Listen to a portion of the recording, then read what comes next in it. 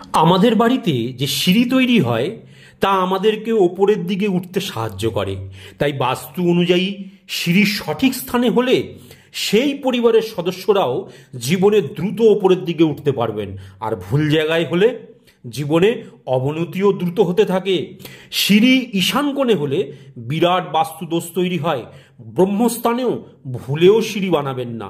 পূর্ব দিকেও সিঁড়ি হওয়া উচিত নয়। উত্তর দিকে সিঁড়ি হলে জীবনে সুযোগ আসা বন্ধ হয়ে যায়, আর অগ্নিকোণে সিঁড়ি হলে জীবন ছন্ন ছাড়া দোষ তৈরি হয়। উত্তর পশ্চিমে সিঁড়ি হলে এভারেজ ফল দেয়, অর্থাৎ না খুব ভালো না খুব খারাপ। সিঁড়ি পশ্চিমে হলে খুব ভালো ফল মেলে। সেক্ষেত্রে সিঁড়ি পূর্ব থেকে পশ্চিম দিকে উঠবে, আর অবশ্যই ক্লকওয়াইজ ওপরের দিকে উঠবে। দক্ষিণ দিকে সিঁড়িও খুব ভালো ফল দেবে। সেক্ষেত্রে উত্তর থেকে দক্ষিণে উঠবে সিঁড়ি। এছাড়াও দক্ষিণ পশ্চিম কোণেও সিঁড়ি ভালো ফল মেলে।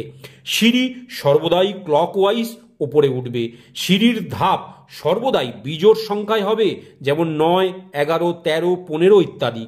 সিঁড়ির নিচে কখনো রান্নাঘর, পূজার স্থান, পড়াশোনার স্থান ইত্যাদি করবেন না, এতে বাস্তু দোষ তৈরি হয়। আর সিঁড়ি কখনোই প্রধান প্রবেশ দরজার একদম সামনে করা উচিত নয়।